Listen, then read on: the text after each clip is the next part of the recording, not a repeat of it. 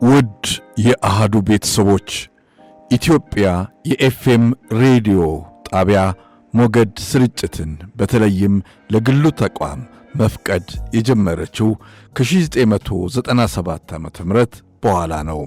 ይህ ደግሞ ከሌሎች የአፍሪካ ሀገራት አንጻር ስናየው በጣም ዘግይቶ የተጀመረ ነበረ። ይሁን እንጂ ኤፍኤም ሬዲዮኖች ከተፈቀዱበት ዘመን ጀምሮ እስካሁን ድረስ አገልግሎት እስከሚሰጡበት ያየን እንደሆነ ብዙ ጠቃሚ ጉዳዮችን እንገነዘባለን። ኤፍኤም ሬዲዮ ጣቢያዎች ማንኛውም መኪና ላይ፣ ስልክ ላይ፣ ሬዲዮ ላይ፣ ቴሌቪዥን ላይም የመደመጥ ዕድላቸው በጣም ሰፊ ከመሆኑ አንጻር ብዙ ተከታዮችንም ለማፍራት ችለዋል።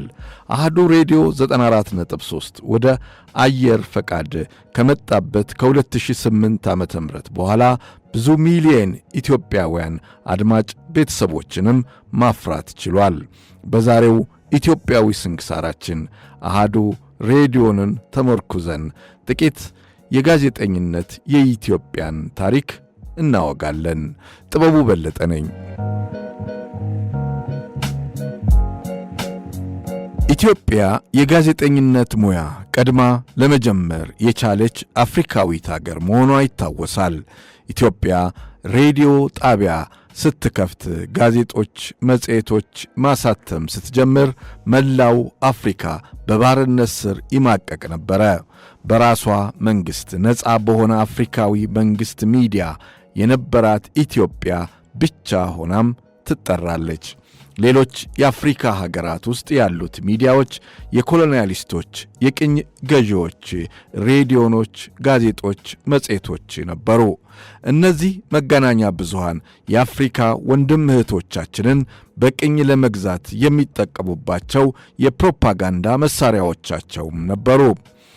አፍሪካን ሚዲያ ባሮሜትር እየተባለ የሚጠራው የአፍሪካን መገናኛ ብዙሃን ላይ ጥናትና ምርምር በማድረግ የሚታወቀው ተቋም በሠራው ጥናት እንደሚያመለክተው የበርካታ አፍሪካውያን ሚዲያዎች በቅኝ ገዢዎች ርዕዮተ ዓለም ፍልስፍና ውስጥ ቆይተው ለቅኝ አገዛዝም ትልቅ አስተዋጽኦ ማድረጋቸውን ያወሳል። ከዚህ አንጻር ኢትዮጵያ የቅኝ ገዢዎችን ክፉ በትር አሽቀንጥራው የጣለች በመሆኗ የከፈተቻቸው መገናኛ ብዙሃኖቿ ለተገዥነት አደጋም አላጋለጧትም ነበረ።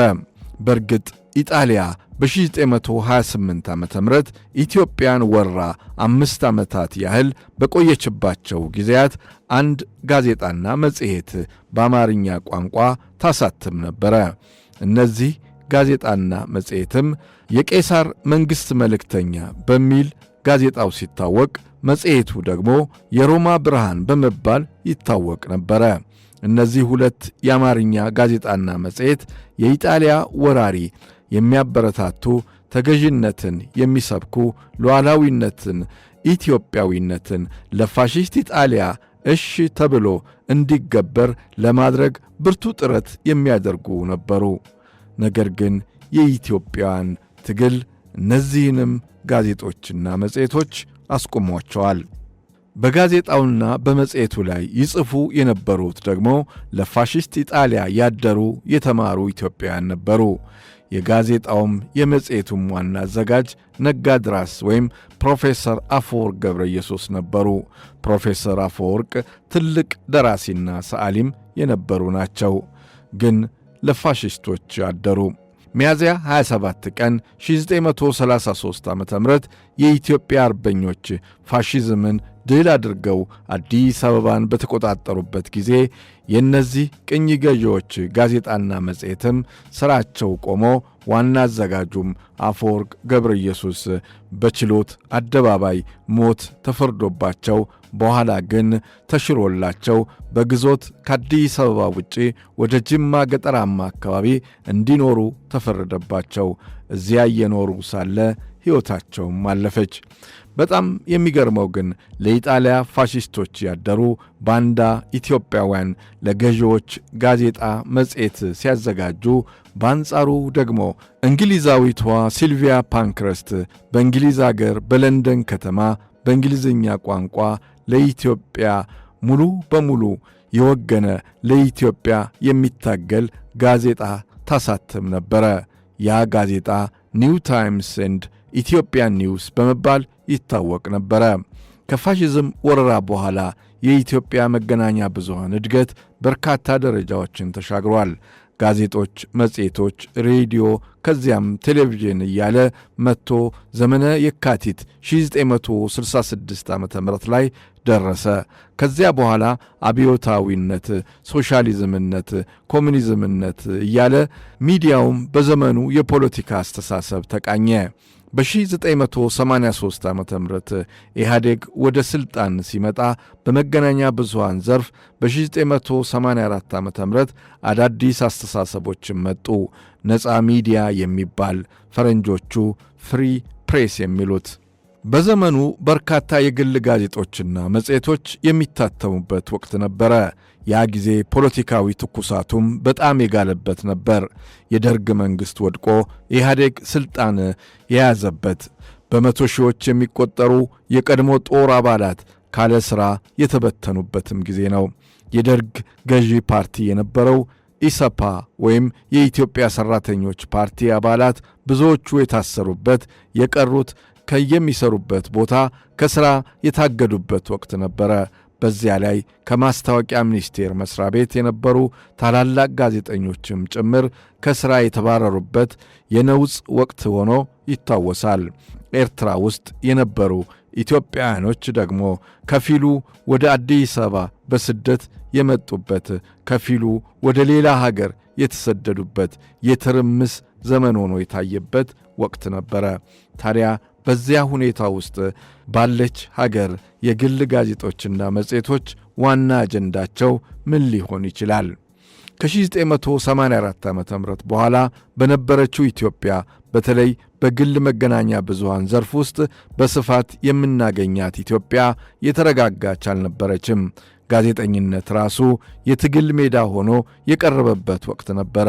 የግሎቹ ጋዜጦችና መጽሔቶች በሙሉ ማለት በሚቻልበት ሁኔታ የኢህአዴግን መንግሥት የሚቃወሙ ነበሩ። የተቃውሟቸው ምክንያቶች በርካታ ቢሆኑም ዋና ዋናዎቹ ግን የሚከተሉት ነበሩ። የመጀመሪያው በርካታ የጦር መኮንኖችና ጋዜጠኞች ከሥራ ከተባረሩ በኋላ የግል ጋዜጣና መጽሔት በማቋቋማቸው በመጀመሪያ በብዕራቸው ይታገሉት የነበረው ይህንኑ ሥርዓት ነበረ። ሥርዓቱ ስላባረራቸው፣ ከሥራ ውጪ ስላደረጋቸው፣ ከዚያ በኋላም የተረጋጋ ግንኙነት ባለመፈጠሩ የጋዜጠኞቹ ብዕር ድምፀቱ ይህን ሥርዓት መቃወም ነበረ። በዚያ ላይ ደግሞ ጋዜጣና መጽሔቱ ሊሸጡ የሚችሉት ኢህአዴግን ተቃውሞም ሲጽፉ ነበረ። ይህ የዘመኑ ሁኔታም ለግል ጋዜጦች ሽያጭና ስርጭትም መስፋፋት የራሱን አስተዋጽኦ አበርክቷል። በሌላ መልኩ ደግሞ በግል ሚዲያ ዘርፍ በነጻነት መጻፍ ከዚያ በፊት ተፈቅዶ ስለማያውቅም አዲስ ክስተትና ልምምድ በመሆኑ ገበያው ደርቶ ነበረ። እስከ 1991 ዓ.ም ብቻ 300 የሚሆኑ የግል ጋዜጦችና መጽሔቶች ኢትዮጵያ ውስጥ ለህትመት መጥተው በኋላም ከስመዋል። ከ1991 ዓ.ም በኋላ በተወሰነ መልኩ ድምፀታቸው ሚዛናዊነትን የሚያሳዩ ጋዜጦች መጡ። እነዚህም ዕለታዊ አዲስ፣ ሪፖርተር፣ አዲስ ዜና፣ አዲስ አድማስን የመሳሰሉት ጋዜጦች የነበረውን ውጥረት ረገብ በማድረግ ረገድ ስማቸው ይዘከራል። የኢትዮጵያ ጋዜጠኝነት እንዲህ እያለ ተጉዞ ታሪካዊው ዓመት ላይ ደረሰ። ይህም 1997 ዓ.ም ላይ። ያ ዓመት ብዙ ነገሮች የታዩበት ነው። የብዙ ጋዜጦችና መጽሔቶች መታገድ፣ የጋዜጠኞች እስርና ስደት እንዲሁም የግል ሬዲዮ ጣቢያዎች ፈቃድ የመሰጠት ጅማሮ የታወቀበት ነበረ። የታሪክ ጉዞ አያልቅም፣ እንከተለዋለን። እስከዚያው ፈጣሪ ኢትዮጵያንና ሕዝቧን አብዝቶ ይጠብቅልን።